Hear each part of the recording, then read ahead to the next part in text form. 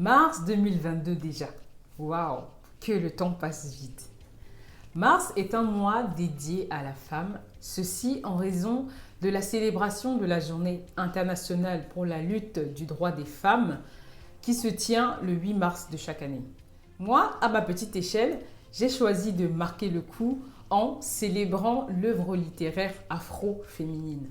L'écriture est un moyen privilégié de libération de la parole, d'expression d'opinion, mais surtout un moyen de prendre position et de s'engager pour des causes sociales fortes. La reconnaissance du droit des femmes permet de confirmer cette légitimité qu'ont les femmes de pouvoir contribuer de manière significative par leurs écrits à la théorisation de concepts scientifiques, sociologiques, mais aussi et surtout à la construction d'une pensée critique du monde qui nous entoure. Dans cette vidéo, j'aimerais vous amener à la découverte de 3 écrivaines africaines qui ont produit des œuvres qui valent vraiment le détour. Je vous invite à rester jusqu'à la fin parce que la 3e écrivaine et donc la 3e œuvre est une véritable pépite. À tout de suite!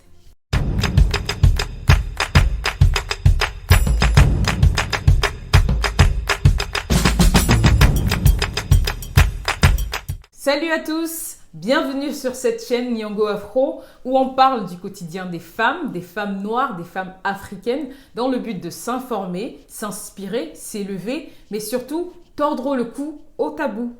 Ce qui va suivre n'est pas un compte rendu de lecture au sens strict du terme. C'est plutôt une invitation à la découverte d'ouvrages intéressants produits par des femmes inspirantes. Le premier ouvrage que j'aimerais partager avec vous, c'est Une si longue lettre de Mariama Ba. Qui est Mariama Ba? Mariama Ba est une femme de lettres sénégalaise produite de l'École normale supérieure de son pays. C'est une pionnière dans le domaine de la littérature au Sénégal et elle s'est fait connaître grâce à son livre Une si longue lettre, publié en 1979, pour lequel elle a reçu une distinction, le prix Noma pour la publication en Afrique. Mariama Ba est également l'auteur d'un 2e roman intitulé Le Chant écarlate. Durant sa vie, elle a pris position pour les droits de la femme au travers de ses œuvres comme dans la vie quotidienne, en étant par exemple membre de la Fédération des associations féminines du Sénégal, en prononçant des discours, en rédigeant des articles pour se positionner justement et soutenir la condition des femmes défavorisées. De quoi parle Une si longue lettre ? Comme son nom l'indique, c'est un roman épistolaire dans lequel la narratrice principale, Ramatoulaye, écrit une très longue lettre à son amie Aïssatou, exilée aux États-Unis. Dans cette lettre, elle lui raconte ses déboires conjugaux et fait avec elle le point sur sa vie passée après la mort de son mari Modou. C'est aussi un roman social car il dresse le tableau de la société sénégalaise avec toutes les anomalies qui la caractérisent. Le thème central abordé est le mariage polygamique, autour duquel vont graviter des thèmes secondaires tels que les inégalités hommes-femmes, le mariage par caste, l'hypocrisie ou encore l'exploitation de la femme au nom des traditions et de la religion. Ramatoulaye écrit sa lettre durant ses rites de veuvage, dans laquelle elle se remémore les beaux souvenirs partagés avec son amie lorsque sur les bancs d'école, elle rêvait de changer le monde, motivée par l'espoir qu'apportaient les indépendances. Elle parle également dans ses écrits de mariage forcé et de l'absence du droit des femmes à exercer leur choix dans cette décision qui peut engager toute une vie. Elle parle de sa belle famille qui s'est empressée de venir ramasser toutes les affaires de son mari à la mort de celui-ci, de la douleur qu'elle a ressentie lorsque ce même mari a pris une seconde épouse plus jeune, ruinant ainsi 25 ans de vie commune. Une si longue lettre est un roman qui date un peu, c'est vrai. Mais les thématiques abordées dans ce livre font encore écho aujourd'hui. En 40 ans, c'est sûr que la société africaine a beaucoup évolué, mais ce livre nous rappelle aussi que beaucoup de choses restent encore à faire en ce qui concerne le droit des femmes. Et d'ailleurs, ça me fait penser à un autre livre beaucoup plus actuel, intitulé Les Impatientes de Djaïli Amadou Amal, paru, je crois, en 2020, primé au prix Goncourt des lycéens d'ailleurs, qui justement rappelle encore cette thématique-là abordée par Une si longue lettre de Mariama Baba. Une si longue lettre est aussi un roman qui se lit vite. Il maintient en haleine. Quand on commence, on n'a pas envie de s'arrêter avant de l'avoir terminé. Les réalités qui y sont abordées sont parlantes et dures parfois. Elles peuvent même choquer les personnes qui ont toujours vécu en Afrique dans un environnement plutôt libre et ouvert et qui ont eu des parcours assez lisses et classiques. Si vous l'avez déjà lu, n'hésitez pas à me laisser un petit commentaire pour me dire ce que vous en avez pensé. Et si vous pensez le lire, n'oubliez pas de revenir aussi, laisser un petit commentaire et me dire voilà, si ça a été une belle découverte pour vous. On passe directement au deuxième ouvrage qui est, roulement de tambour, Americana de Chimamanda Ngozi Adichie. Si tu t'intéresses aux droits des femmes africaines et aux auteurs contemporaines du sujet, Chimamanda est, comment dire, la base, quoi. Bon, c'est bon, j'avoue, je l'aime bien et j'aime aussi ce qu'elle représente pour notre génération. Chimamanda Ngozi Adichie est une écrivaine nigériane qui a fait ses études aux États-Unis dans la communication et les sciences politiques. Elle est l'auteure de plusieurs ouvrages, notamment un recueil de poèmes intitulé Decisions, une pièce de théâtre For Love of Biafra. Sa carrière littéraire décolle vraiment en 2003 lorsqu'elle publie son tout premier roman L'Hibiscus pourpre qui reçoit un prix, le Commonwealth Writers' Prize en 2005. Elle publiera encore plusieurs autres romans, dont Americana paru en 2013 qui nous intéresse ici. Peut-être pour rester dans la même logique qu'Une si longue lettre de Mariama Baba, on se serait attendu à ce que j'aborde plutôt Cher Idiawele, qui, pour ceux qui connaissent bien les écrits de Chimamanda, est comme son manifeste en faveur du droit des femmes. Mais ce sera pour une prochaine fois dans une autre vidéo, peut-être. Aujourd'hui, je parle d'Americana, qui est un livre que j'ai pris particulièrement plaisir à lire. Il aborde des sujets très sérieux, mais avec une pointe d'humour qui fait du bien. Americana, c'est le nom qu'on donne aux expatriés nigérians qui reviennent des États-Unis. C'est un peu le synonyme de banguiste dans d'autres pays d'Afrique francophone. Chimamanda, dans son livre, nous emmène en voyage entre le Nigeria, l'Angleterre et les États-Unis en nous racontant l'histoire de Ifemelu, affectueusement appelé Ifem, et de Obinze, qui se sont rencontrés et se sont épris d'amour au lycée au Nigeria. Par la suite, Ifem a obtenu une bourse pour aller continuer ses études aux États-Unis, tandis qu'Obinze, lui, n'ayant pas obtenu le visa, se retrouve sans papier en Angleterre.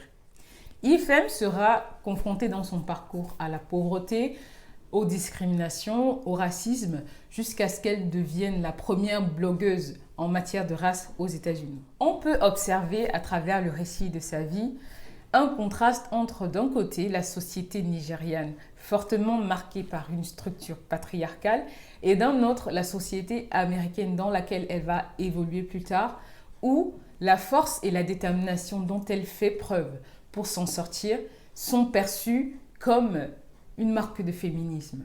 Ce que j'ai particulièrement apprécié dans ce livre, c'est la place donnée en filigrane aux cheveux afro. Quand elle décrit l'ambiance des salons de coiffure aux States, on a vraiment l'impression d'être au pays et c'est vraiment drôle. À travers cet aspect, elle montre surtout que la question du cheveu afro renvoie rapidement à la conscience de son identité, surtout en tant qu'Africain ou Africaine vivant en Occident. Moi, personnellement, ça m'a parlé tout de suite. Et d'ailleurs, j'en parle dans une vidéo que j'ai faite précédemment, si tu veux aller voir. Ce livre nous apporte, en tant que jeunes Africains, une vision panoramique du monde qui nous entoure. Il nous donne également quelques clés pour réagir au changement, tout en restant fort dans nos valeurs. Il est d'autant plus pertinent à lire pour ceux-là qui sont africains, mais qui évoluent au quotidien loin de leur terre natale. Tu l'auras compris, c'est un must à avoir dans sa bibliothèque personnelle. Et en parlant de bibliothèque personnelle, je vous emmène à la découverte du troisième ouvrage qui est pour moi une véritable pépite. Il s'agit du livre Reine d'Afrique et héroïne de la diaspora noire de Sylvia Cerbin. Sylvia Cerbin est une écrivaine, journaliste et historienne d'origine antillaise née au Sénégal. Après 30 ans de vie entre la Côte d'Ivoire et le Sénégal, elle va poursuivre ses études en France où elle obtient son diplôme de journalisme et une maîtrise en histoire. Elle publie en 2004 son premier roman Reine d'Afrique et héroïne de la diaspora noire afin de mettre en lumière les personnages féminins qui ont marqué l'histoire de l'Afrique, des Antilles et des États-Unis. En lisant seulement le préambule, on se rend compte à quel point elle a dû batailler pour que ce livre soit accessible au plus grand nombre. Il vient corriger la version de l'histoire de l'Afrique racontée unilatéralement par le colon et surtout préciser le vrai rôle de la femme dans la société africaine d'avant-colonisation. Pour moi, c'est une œuvre majeure qui est indispensable pour nous en tant que jeunes Africains et précisément pour la femme africaine pour la meilleure compréhension de qui elle est. Notre vision de nous-mêmes a été profondément biaisée et cet ouvrage nous fournit des clés indispensables pour nous la réapproprier. Reine d'Afrique et héroïne de la diaspora noire est le fruit de 20 années de recherche, partie d'une simple question posée par la fille de l'auteur, âgée de seulement 8 ans à ce moment-là. Je vais vous la lire entièrement. Comment se fait-il que tous les autres pays ont des femmes célèbres et pas les gens comme nous? Sous-entendu, la peau noire. Les Indiens ont Pocahontas, les Américains ont Calamity Jane, les Français ont Jeanne d'Arc, les Anglais ont la reine Victoria. Et nous, on n'existait pas avant? Honnêtement, je me suis posé la même question et elle m'a conduite à la découverte de ce livre. Je me suis appuyée sur ma lecture pour faire une vidéo justement dans laquelle j'abordais le sujet de l'invisibilité de la femme noire dans l'histoire africaine. C'est une vidéo que je vous invite évidemment à aller regarder. Cette œuvre suscite en moi beaucoup d'émotions et au risque de réduire son impact en tentant maladroitement de vous en parler, je préfère vous lire un petit extrait de l'avant-propos, histoire de vous livrer un aperçu du contenu de ce livre, mais surtout de vous permettre de mesurer la portée de cette œuvre magnifique. Alors, pourquoi ne pas célébrer, nous aussi, ces reines qui ont guidé leur peuple, ces résistantes hors du commun, ces mères qui ont forgé des destins de héros et toutes ces femmes noires anonymes qui, par leurs exploits, ont soutenu les combats de l'humanité? Absentes de la mémoire collective, souvent occultées par les dépositaires de la tradition, elles semblent n'avoir laissé aucune empreinte à la postérité. Or, si rien n'est fait pour éclairer les personnages d'exception qui ont illustré des épisodes marquants de notre passé, les jeunes générations n'auront jamais d'autres repères à offrir à leur imaginaire que l'éternel standard du héros blanc, sublimé par la littérature, la télévision et le cinéma comme unique vecteur de valeurs pourtant universelles. Les enfants d'origine négro-africaine, en particulier, pourront difficilement se construire une identité forte s'ils n'ont que l'esclavage et la colonisation comme patrimoine historique auquel s'adosser. Comment d'ailleurs pourraient-ils se situer positivement par rapport aux autres si l'on ne cesse de leur faire croire que les peuples noirs n'ont rien inventé ni apporté de valeur ajoutée à la communauté des hommes? Il est temps qu'ils sachent que les civilisations dominantes n'ont pas le monopole de l'éminence et que parmi leurs ancêtres, on peut être figuré des personnages dont l'héroïsme, la dignité et le courage méritent tout autant d'être célébrés. Des hommes et des femmes noires dont ils pourraient se réclamer avec fierté. Le plus bel hommage que nous puissions rendre à ces personnages est de faire en sorte que leurs souvenirs ne disparaissent pas de nos mémoires. De montrer aussi que les femmes noires ne furent pas que soumises et bâillonnées. De témoigner enfin de la vitalité des sociétés auxquelles elles appartenaient. Car, on ne le dit jamais assez, le continent noir s'est longtemps suffi à lui-même.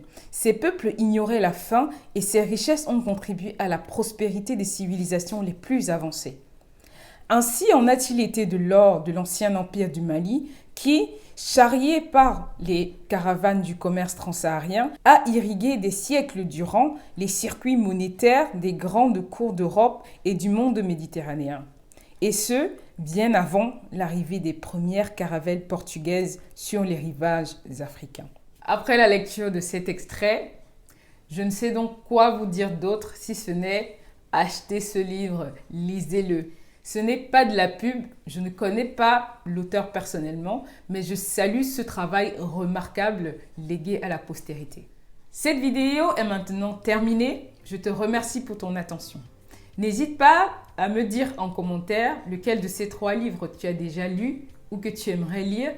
Si tu as également des références à me partager sur cette thématique, je serais ravie de les découvrir également. Abonne-toi si ce n'est pas déjà fait, active la cloche de notification pour ne pas manquer les prochaines publications. Et moi, je te dis à bientôt!